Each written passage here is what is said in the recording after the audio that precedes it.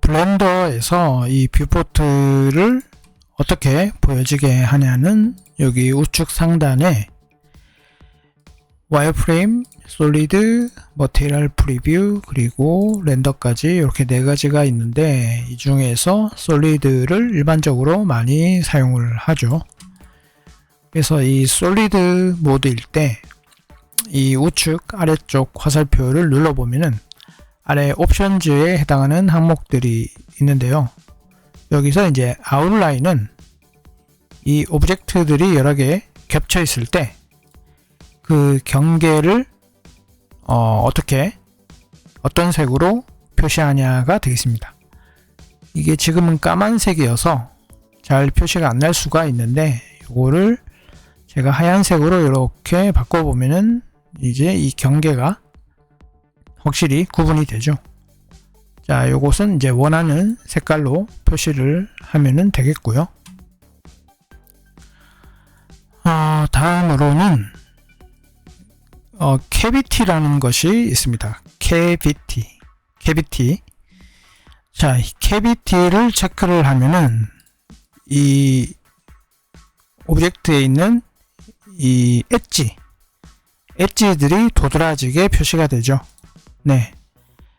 캐비티가 이렇게 체크를 하면은 이렇게 보이듯이 엣지를 도드라지게 표시를 하는데 이 캐비티가 사전상으로 찾아보면은 어떤 구멍, 충치 이런 뜻이에요. 그래서 블렌더에서 이 다큐멘트를 통해서 알아보면은 이 캐비티에 보면은 리치가 있고 그 다음 벨리가 있습니다. 네. 그래서 이 캐비티에 있는 리치와 벨리는,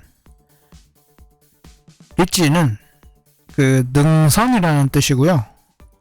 우리가 이렇게 이 원숭이를 통해서 보면은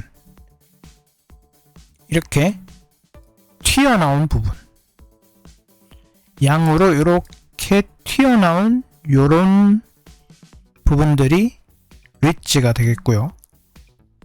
그리고 벨리는 안쪽으로 이렇게 들어간 부분, 이 벨리는 계곡이라는 뜻도 있는데요. 그래서 이렇게 단순히 이 엣지를 도드라지게 하는데 이 양으로 튀어나온 부분의 엣지는 이렇게 하얗게 나오고요. 음으로 이렇게 들어간 부분의 엣지는 까만색으로 표시가 되게 됩니다. 그래서 요것에 대한 강도도 이렇게 조절할 수가 있고요. 네. 그래서 엣지를 좀 도드라지게 표시하면서 들어간 곳과 나온 곳의 그런 구분도 확실하게 할 수 있게 하는 것이 이 캐비티가 되겠습니다. 그리고 타입은 이렇게 스크린, 월드, 보스 이렇게 있는데 이 문서상으로 봤을 때는 캐비티의 타입은 이 월드로 했을 때는 more precise but is slow to calculate 라고 되어 있는 것으로 봐서는 이 월드로 하면은 더 정교하면서 하지만 좀 계산하는데 느려질 수가 있다, 이런 것이 되겠죠. 그래서 얼마나 정교하게 요것을 표시를 하냐에 대한 것이 되겠습니다. 근데 그냥 기본 값으로 이 스크린으로 해서 써도 그게 무리는 없을 것 같습니다. 네, 참고가 되었으면 좋겠네요. 감사합니다.